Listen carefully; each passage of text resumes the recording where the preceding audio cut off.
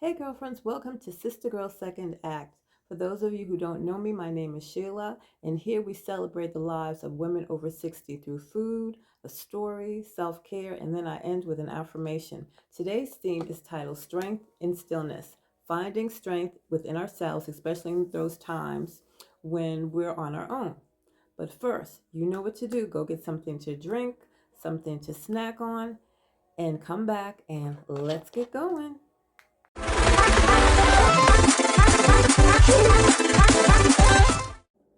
So my story is that I had surgery in 2017.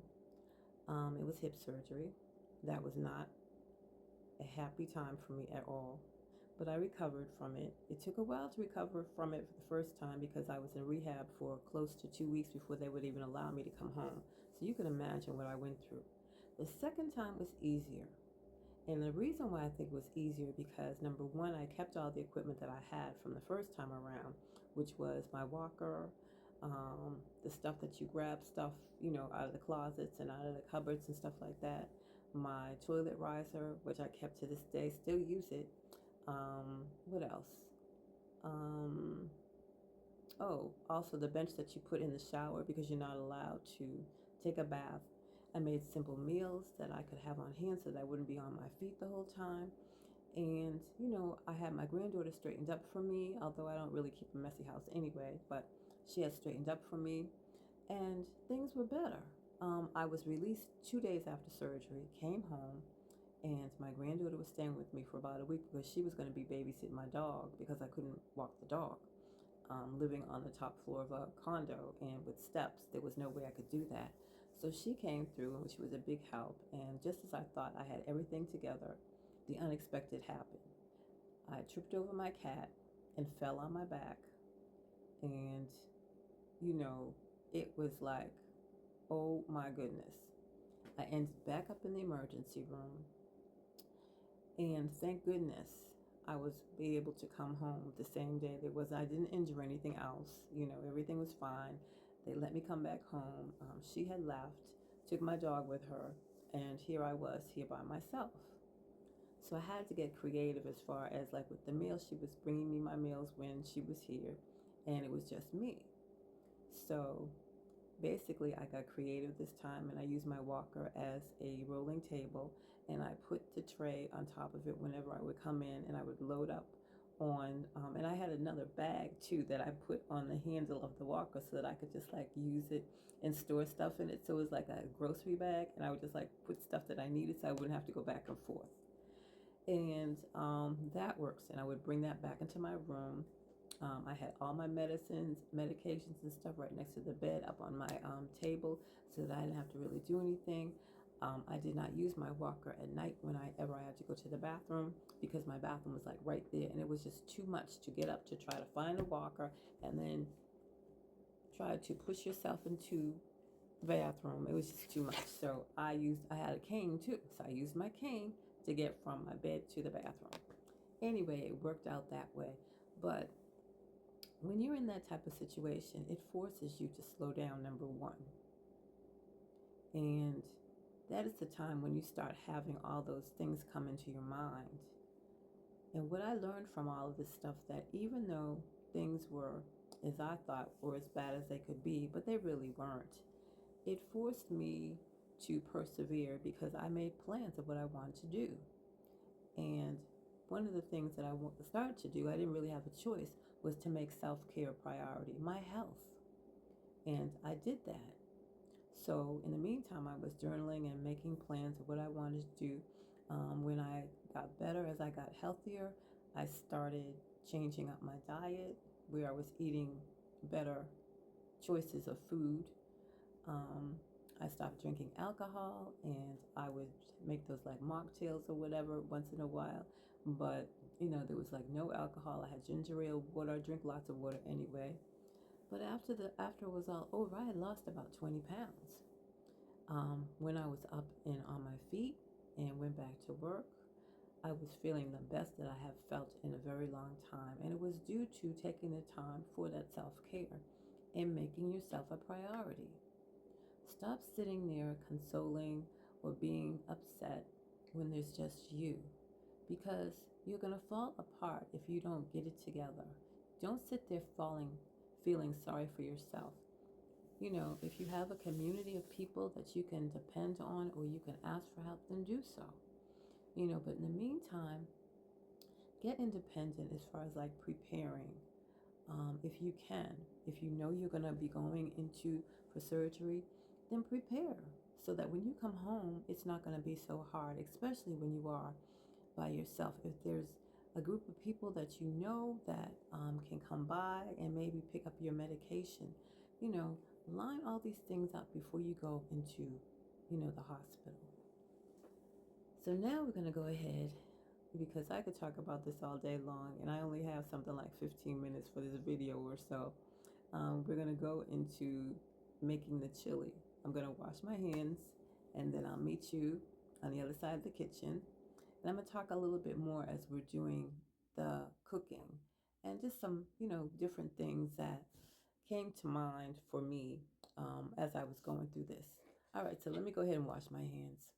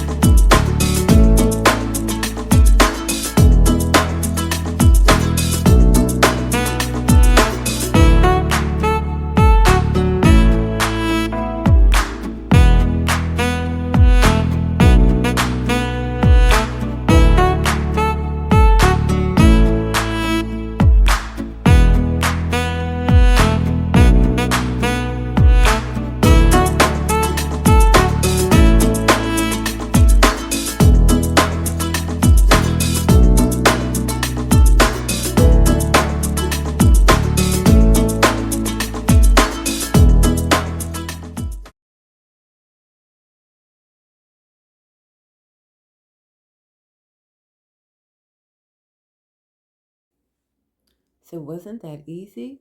I mean, literally, wasn't it easy? All I did was put all those ingredients, and there wasn't really that much, into a crock pot. You season it, you adjust the seasonings to the way that you like it, like most of my cooking is, and it's done. either in 4 or 8 hours, depending on where you put your temperature. You know what I mean? Slow cooking, it slows you down, and it nurtures you. All that flavors that come out of it, it's going to just be delicious. So I want to reiterate and talk about self-care and the things that you can do. As I was saying, if you have a community of people around you, seek them out. Ask for help. My neighbors were nice enough to get my mail for me, empty my trash for me, run errands for me. I had a girlfriend that came by whenever I needed to get stuff from the pharmacy. People checked in on me. It was wonderful. And I had that time to rest, relax and rest and repair my body.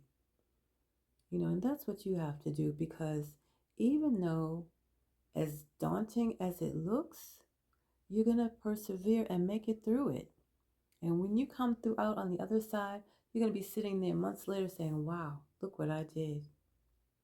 Look what I did. Self-care has to be a priority no matter what. And sometimes we're running around so much that these things happen and they force you to slow down.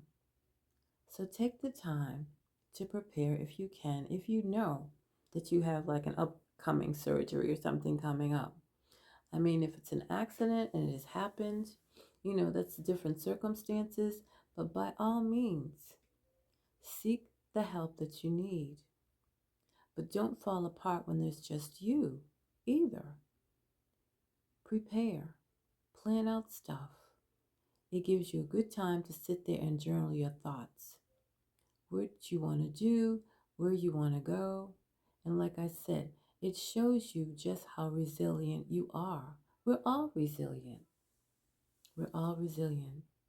I came out of it with a better sense of purpose, with a healthier body. I have made self-care a priority, and I'm really happy with the things that I've chosen to focus on. And if you have a good friend that you can call when you get down, then do so they can lift you up. But I'm telling you, this is not going to last forever. You will come through it. I thought, especially the first time I had surgery, I didn't think it was ever going to end, because number one, I thought I was going home after surgery. And because I lived alone and lived on the top floor, they would not let me come home. So I was in rehab for 2 weeks. 2 weeks. I thought I was going to lose my mind. Okay? Oh my goodness. But like I said, so I was prepared the second time around. And it wasn't as hard as I thought it was going to be, because I made sure I had everything in place prior to. And this I did by myself, because I really didn't have anyone else here that was doing it for me. And you just have to keep that in mind, that it's not something that's going to last forever, And you can apply it to other areas of your life as well. And with that, I am going to end today with an affirmation. It has been such a great time talking with you, and I'm hoping that you're enjoying these videos that I'm putting out. I'm hoping that you get something from it. And if you want to, comment, please leave them. Also, please like and subscribe. But I'm going to give you an affirmation to take with you today. I honor my inner strength and embrace the quiet power within me. I am capable, resilient, and trust in my ability to navigate challenges with grace and patience. Thank you again for tuning into my channel.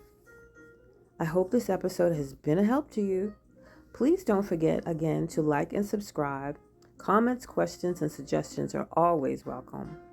Till next time, be safe, and remember, make yourself a priority.